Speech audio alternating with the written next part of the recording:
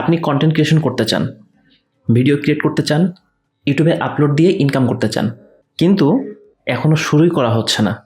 তার জন্য যে সমস্যাগুলো হয়, আপনি ইউটিউবে অনেক ভিডিও দেখেন, অনেক ইকুইপমেন্ট কিনেন, কিন্তু ভিডিও বানানোর জন্য ক্যামেরাটা অন করা হয় না। কেন এই সমস্যাটা হয়? এই সমস্যাটা হওয়ার পিছনে যে কারণটা থাকে তার ভিতরে একটা হচ্ছে পারফেক্টভাবে ভিডিওটা বানানোর চেষ্টা করা। আপনি কোনো একটা ভিডিও বানাতে যাচ্ছেন, আপনি চাচ্ছেন একদম পারফেক্টভাবে ভিডিওটা বানাতে, কিন্তু পারফেক্ট কিন্তু প্রথম দিকেই বানানো সম্ভব না। এটা সময়ের সাথে সাথে তৈরি হয়। আপনি যখন প্রথম ভিডিও বানাবেন আর আপনার 100 নম্বর ভিডিওর কোয়ালিটি কিন্তু এক হবে না, এটা কিন্তু অটোমেটিক্যালি আপগ্রেড হবে।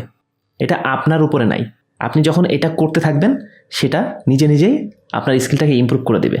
কিন্তু আপনি প্রথমেই ধরে নেন আপনার ভিডিওটা পারফেক্ট বানাতে হবে, আর এই পারফেক্ট বানাতে যেয়ে আপনার ভিডিওটাই বানানো হয় না। আরেকটা যে সমস্যা থাকে সেটা হচ্ছে আত্মসন্দেহ, আপনার নিজের পরে আস্থার অভাব। আপনার মনের ভিতর থেকে আপনি নিজে নিজে চিন্তা করেন, আমার দ্বারা কি হবে, আমি মনে হয় পারবো না। কিন্তু এটাও কিন্তু হতে পারে যে আপনার ভিতরে এমন প্রতিভা লুকায় আছে, আপনি যদি চেষ্টা করেন তাহলে সেটা ব্লাস্ট করতে পারে। আপনি যেটা ধারণা করেছেন যে আমি এই পর্যন্ত হয়তো করতে পারবো, তার থেকেও আপনি বেশি দূরে চলে যেতে পারেন। এই জন্য নিজের ভিতরে আত্মসন্দেহ বাদ দিতে হবে। আরও একটা সমস্যা, সেটা হচ্ছে এনার্জি নেই, এই একটা ব্যাপার থাকে। আজকে ভাল লাগছে না, কালকে করবানি, সে কাল কিন্তু আর আসে না। এই জন্য এনার্জি না থাকলেও আপনাকে এই ভিডিও বানানোর জন্যে ক্যামেরাটা অন করতে হবে। আর একটা যে সমস্যা থাকে শুরু করার পেছনে, মানুষ আমাকে থেকে হাসবে এই ভয় কিন্তু পাওয়া যাবে না। কারণ কি? কারণ মানুষকে আপনি দেখাবেন না। আপনি যদি না দেখেন কীভাবে দেখবে? আপনি যদি কোনো একটা ভিডিও ইউটিউবে আপলোড করেন আর ভিডিওটা যদি খারাপ হয়, ইউটিউব কিন্তু এমনিতেই বেশি মানুষের কাছে সেটা রিকমেন্ড করবে না। এটাই হচ্ছে ইউটিউবের অ্যালগোরিদম। ভিডিওটা যদি খারাপ হয়, মানুষ যদি কম দেখে, ইউটিউবের অ্যালগোরিদম সেটাকে স্টপ করে দেয়। তো আপনার তো এই ভয় পাওয়ার তো দরকার নাই। আপনার ভিডিওর কোয়ালিটি যখন ভালো হবে, মানুষ যখন দেখা শুরু করবে, তখনই কিন্তু ইউটিউবের অ্যালগোরিদম সেটা অনেক মানুষের কাছে পৌঁছায় দিবে। ধরেন আপনি শুরু করেছেন কোনোভাবে, তারপরেও বেশ কিছু সমস্যার কারণে থেমে যেতে হয়। তার ভিতরে একটা আছে এডিটিং প্রবলেম, ভিডিও এডিটিংয়ের করার প্রবলেম। প্রথম দিকে আপনার ভিডিওকে খুব ভালোভাবে এডিটিং করার দরকার নেই। প্রথম দিকে যখন আপনি করবেন ভিডিওগুলো, তখন আপনি যে অযাচিত যে অংশগুলো আছে, যেগুলো ভালো হয়নি, সেগুলো আপনি কাট দিয়ে বাদ দিয়ে দেবেন। আপনার বিরল যোগ করার দরকার নেই। ভিডিওতে অ্যানিমেশন অনেক বেশি যোগ করার দরকার নেই। আপনি সিম্পল রাখেন ভিডিও, আপনি আপনার তথ্যগুলোরে সেখানে উপস্থাপন করেন।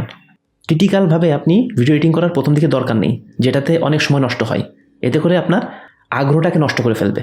আপনি যখন আস্তে আস্তে আপনার চ্যানেলটাকে দাঁড় করায় ফেলবেন, প্রয়োজন হলে পরে আপনি একটা ভিডিও এডিটর হায়ার করে নেবেন, অসুবিধা কি?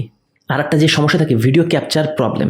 ধরেন আপনি মোবাইল দিয়ে অথবা ক্যামেরা দিয়ে ভিডিওটা রেকর্ড করছেন।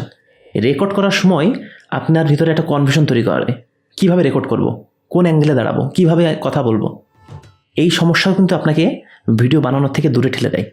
আরেকটা যে ব্যাপার থাকে সেটা হচ্ছে থাম্বনেল বানানোর কনফিউশন। এই যে সমস্যাগুলো আছে, একটা সমস্যাও থাকবে না আপনি যদি শুধু একটা কাজ করেন। আপনি যদি ক্রিয়েট করা শুরু করেন, এই সব বিষয়েই আপনার আস্তে আস্তে ইমপ্রুভ শুরু হবে, আপনার স্কিল ডেভেলপ হবে। কিছু হলেও ক্রিয়েট করার চেষ্টা করেন, খারাপ হোক সমস্যা নেই। বেশি খারাপ হলে আপনার ভিডিও আপলোড দেওয়ার দরকার নেই, আপনার প্র্যাকটিস হলো। তাই আমি অপেক্ষা করি আর আপনি আপনার ক্যামেরাটা অন করেন। আর আজকের থেকে 1 বছর পরে আপনার নিজেকে মূল্যায়ন করেন, আজকের আপনি আর 1 বছরের পরে আপনি কতটা পরিবর্তন হয়। প্রত্যেক দিন অল্প অল্প করে শেখার চেষ্টা করবেন, নিজেকে ইমপ্রুভ করার চেষ্টা করবেন। সো আজকের ভিডিওটা এই পর্যন্ত ছিল। আপনার যদি কোনো কোশ্চেন থাকে কমেন্টে জানাতে পারেন। আর পরবর্তী ভিডিওর জন্য এই চ্যানেলটাকে সাবস্ক্রাইব করে রাখুন।